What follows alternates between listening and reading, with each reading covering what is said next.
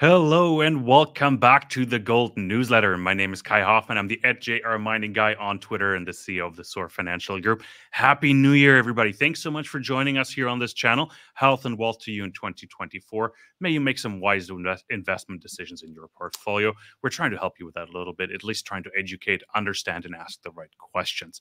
Today, I'm joined by Philippe Cloutier. He's the president and CEO over at Cartier Resources. He's a known quantity here on the channel. We work together. We own options. We own shares in the company. So please be careful, listen carefully, and definitely do your own due diligence. Take everything with a bit of grain of salt that we discuss here. And I have some questions for Philippe, of course, prepared. We're going to recap 2023 a bit. What did the company do? Where were they successful? Where could they have done maybe better? Be a bit self-critical here as well. What could have Philippe maybe done better as well? But of course, we're going to look forward to 2024. Company just raised some money at the end of the year. So of course, we're going to discuss how they're going to deploy it. Now, without much further ado, it's my pleasure to welcome back Philippe. Philippe, it's good to see you again. Happy New Year. Thanks so much for joining us back here on the channel. Happy New Year, Kai. I hope everything will be fine for 2024. Absolutely. Yeah. No, thanks so much, Philippe. I hope you started the new year off well. I know you have busy times ahead. We just talked a bit off air, and there's lots planned for 2024. But before we get to that, I think we need to recap 2023 a bit. We'll keep that part brief because we've had a number of conversations here on the channel. But to just catch everybody up, what did the company get up to in 2023, and how did the year end, Philippe? Okay, and in order to recap what we did in 2023, we have to remind people what happened in 2022. In 2022, after having delivered 3 resource estimates on our smallest Chimo mine property, everybody saw that this would extend east and west and at depth. And so we purchased Chalice Gold Mines Inc., which was a wholly owned subsidiary of O3 Mining. O3 Mining became a very important shareholder via that transaction. But what that did is it set in motion what happened in 2023, which was a 25,000-meter diamond drill program on the back of a consolidated resource estimate linking the West Nordo deposit to our Chimo mine resource estimate and taking the handbrake off the PEA. So therefore, in 2023, we delivered the PEA. We continued and completed the 25,000-meter diamond drill program, which will eventually add additional ounces to the resource estimate. And unknowns to most people, we initiated and completed a thorough audit and compilation of the over 800 diamond drill holes that had been drilled over a 15-kilometer strike length on either side of the Chimo mine shaft area and past producing gold mine. And that led us to uncover and bring forth 11 new Chimo lookalike diamond drill targets. And that is essentially what we're going to be doing in 2024, is not that we're not going to continue advancing the Chimo mine in West Nordo area, but we're going to do that at a different pace. We're just going to boldly go where our predecessors could not go because they had not the understanding of what we had seen at Chimo mine. Absolutely. No, fantastic overview there, Philippe, of 2023. Let's be a bit self-critical. I like asking those questions because it brings out some gems as well. What would you have done differently in 2023 if you could have? Or something, let's talk about opportunities and challenges in 2023. Maybe let's start off with a proud achievement in 2023, and then let's talk about a challenge as well that just a massive obstacle for you last year. Absolutely. In hindsight, we worked very hard to get the PEA across the finish line and complete our diamond drilling. And obviously by now, that's all stale dated because our drilling obviously has grown the resource base around the project. That will no doubt change the PEA metrics. Gold has continued to up in price. And so we could better all the metrics that we have at the PEA level and the resource level. But most importantly, I think we would have liked to have seen, before we launched the 25,000 meter drill program in August 2022, we would have liked to have seen the 11 new target areas that we finally were able to deliver end of 2023. That would have changed our drill program.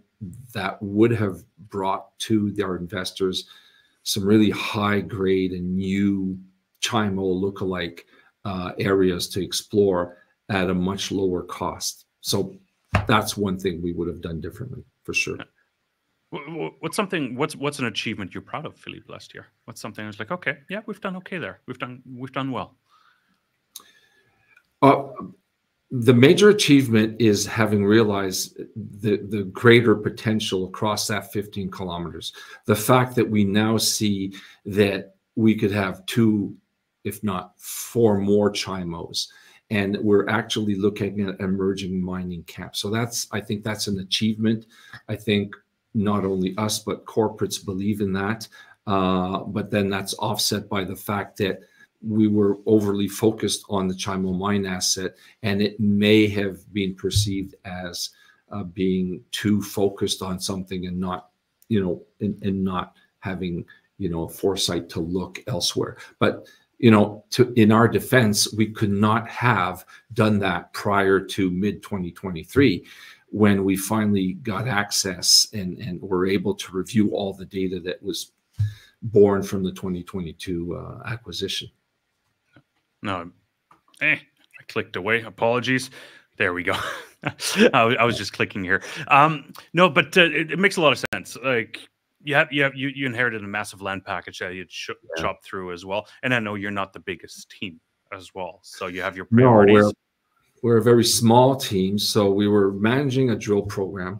We were managing a PA, and as you may suspect, what happens when you do publish a PA, you get a whole different audience. Not necessarily a retail audience, but a corporate audience. So we were juggling a whole bunch of different inputs and trying to get the work done as well. And then there was a massive forest fires that actually happened, and not to discount or not to forget the market headwinds that we're going through. So none of the accomplishments that we had done in 2021, 22, and 23 were reflected in our share price. Yet, when I say we have found 11 new Chimo lookalike targets that can grow very rapidly into 2 to 3 million ounce, situations that will add to Chimo, well, we do believe we need to get those drilled and move forward while we keep working on what we're going to do with Chimo Mine and how we're going to monetize that or reward our shareholders. Drilling costs money, Philippe. Let's talk about cash. How much is left in the bank right now? I know you raised some money. I wanted to ask you specifically about the flow-through financing you've done at the end of the year in a second. But let's talk about year-end cash position and how are you positioned cash-wise?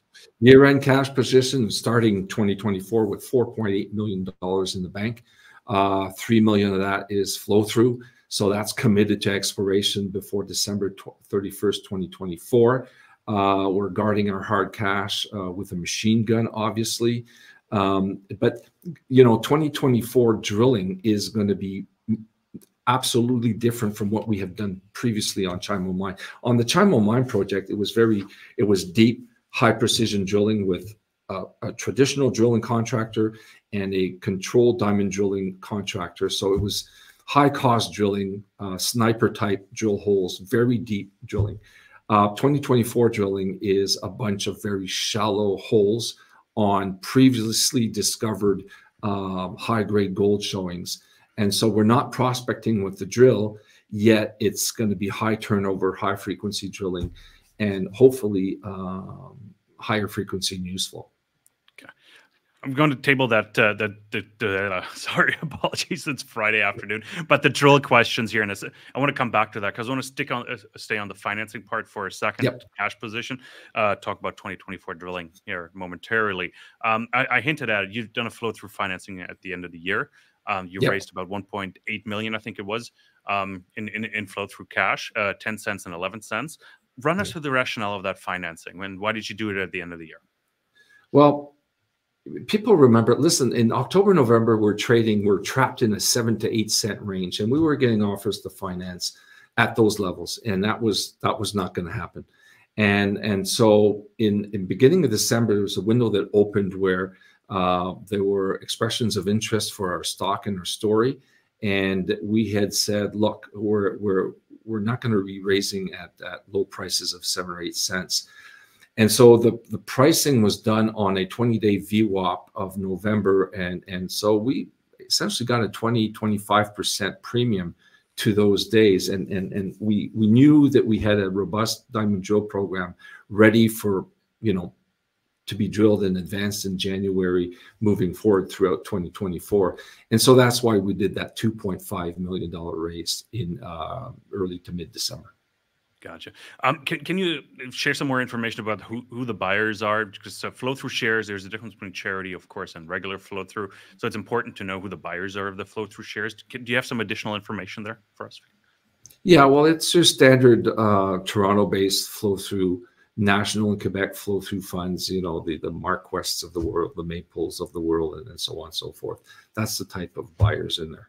It's not individual buying. Okay, gotcha. Okay, no, I appreciate you sharing that. And of course, financing at 10 and 11 cents gives a Quebec flow-through premium can be up to 80% sometimes as well. As charity flow-through, it's even higher.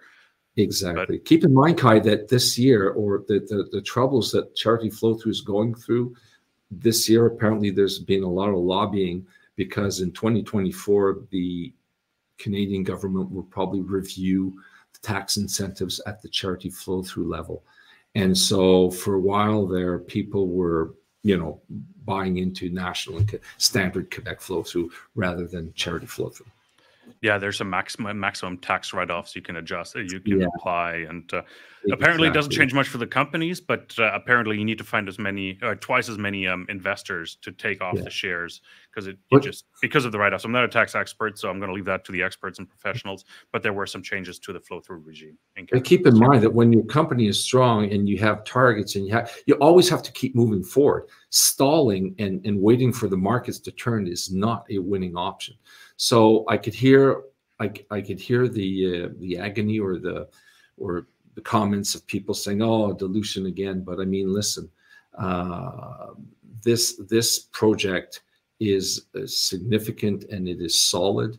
We've demonstrated that with the PEA, and now 2024 is going to be a whole new ball game with what we've laid forth with the exploration program. Absolutely. Yeah, you said dilution is not always great, but as you said, you want to advance the company. So the question, of course, is, and we've known each other for a while, Philippe, so I feel comfortable asking that as well. At Deutsche Goldmesse, you told investors, I don't think we're going to raise money this year.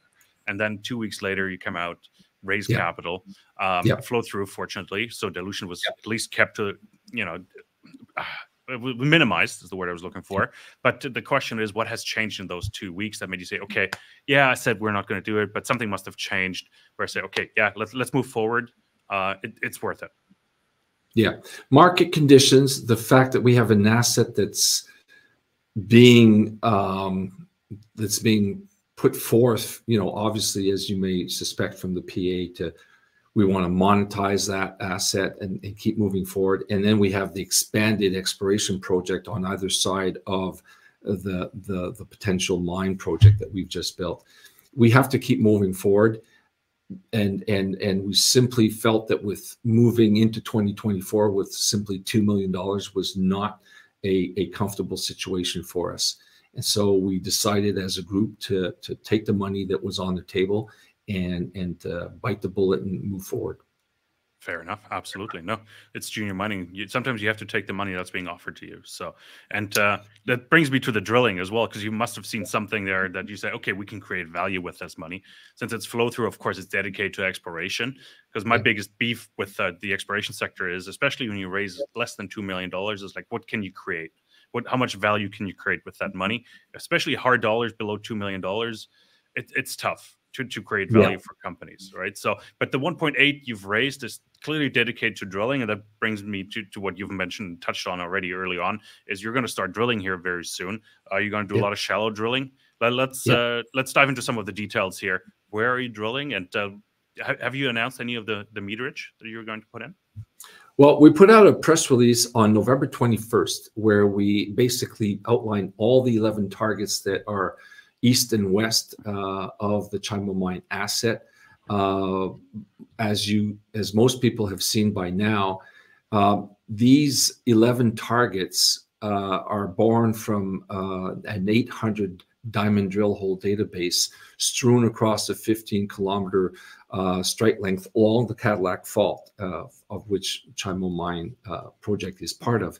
Now, we had the benefit of 5 years of intensive drilling at Chimo Mine, so we know the ingredients, the geological ingredients, structural ingredients that lead to success, which our predecessors over the last 60 years could not, because for one, there was a patchwork of smallish properties owned by various owners that were only consolidated by Chalice Gold Mines in 2013 or 2016, and then subsequently bought by O3 in 2019. And so, and these predecessors did not have the benefit of the knowledge and database that we had to generate these targets. We're going back on these pre-discovered and identified high-grade gold showings, and fortunately for us, none of these were drilled below 200 to 300 meter depths. So, as I said before, we're not prospecting with a drill. We're simply going back and applying the right vectors to, discoveries that had been made, and therefore we think we're going to have a high rate of success, demonstrating that any one of these 11 targets, and hopefully more than one, can grow to be a Chimo type thing, 2 to 3 or 4 million ounces. No. You mentioned shallow drilling as well, so let's get a bit more specific. What is shallow for you? Like how deep is shallow drilling? Shallow is a hole that is anywhere from 100 to 300 meters. Keep in mind that a drill rig around in this part of the world can drill about 80 meters per 24 hours. So every second or third day, you're on to another setup, another drill hole. So, the full program could be up to 130 or 140 diamond drill holes for about 25,000 meters. Obviously, we're extremely focused on logistically constrained areas. We want to drill the swampy and wetland area in the winter. And so our VP is currently out in the bush, trying to get those road setups and drill accesses frozen up down to, so that the drill contractors could show up mid to late January to start drilling. And then we'll migrate towards the year-round access drilling sometime midsummer. Okay, interesting. So mid-January started drilling here, end of January. So that's very soon. Yeah. That means we expect news flow to kick in as well, because I'm assuming the labs are not too busy right now. Well, not only are the labs not full, they should not be full, but when you're drilling, when we're drilling holes at the old Chimo Mine project, we would drill 800 or 400, 500, 600 meters and then have a drill intersection. Now we're theoretically going to have a drill intersection every single hole, every second or third day. So the only limitations that we have is that we're a very, very small team and we're doing everything. We're chief cook and bottle washers here. So, but theoretically, we should have a higher news flow rate than we've had in the past. Yeah. Are you going to log core personally, Philippe? No, although I would really like to. We've got that done in-house. Whereas the old program, we used to hire geologists and technicians and so on and so forth. We're going to do that. Our Gaetan and Renan are going to manage that throughout the whole program by themselves. No, fantastic. Good stuff. Let's talk about the rest of the year. Of course, drilling starts very soon here. What do you envision the rest of the year looks like for the company, Philippe? Continue to market the PA part, the engineering part of the Chimo Mine project, to continue with the corporates and trying to monetize that. Getting the 15-kilometer diamond drilling program done and completed with many new discoveries, and trying to come up with contingent diamond drill programs. And honestly, I think we've never been in a better position to service a good market and a strong gold price. Obviously, if the markets continue to misbehave, at least we have cash in the bank, targets, and we can continue to grow Chimo that will eventually benefit our shareholders. Absolutely, yeah. Lots happening. I forgot to ask, when do you expect the first set of results back from drilling? PDAC is early March. Is that too greedy? No, it's not too greedy. Keep in mind that at PDAC there's BMO as well. So, yeah, I'd really like to get some results in before then.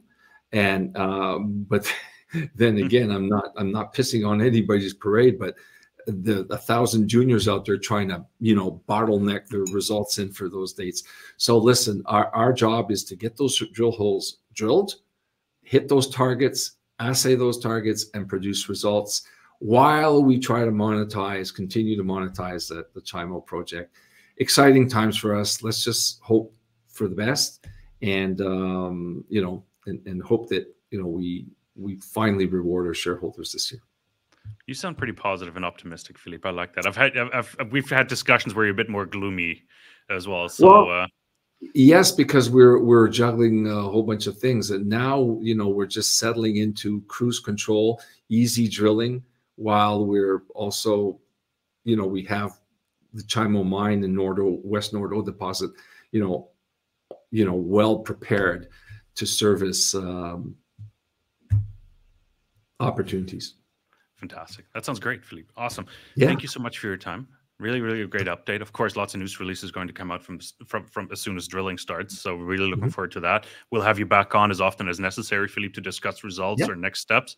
Really happy to do that. And all the best. Good luck with drilling. And we'll catch up very soon, Philippe. So let me say my outro real quick. Everybody else, thank you so much for tuning in. If you have any questions for the company, please put them in the comments below. We'll definitely read all of them. If necessary, we'll relay them to Philippe and the team as well. Feel free to reach out to us via DM, either here on, I don't think you can send DMs here on YouTube, but I'm on Twitter at JR Mining Guy, down here somewhere. Hold on. No, where's my finger? There we go. There's my Twitter handle as well, at JR Mining Guy. So feel free to reach out anytime with questions. We're quite close to the company, of course, so there is a bit of a conflict of interest. So keep that in mind. But let's stay positive. I think the year is positive. It's going to be a positive one. We're at 2040 gold. So good luck this year. All the best. Happy New Year. And we'll be back with lots more.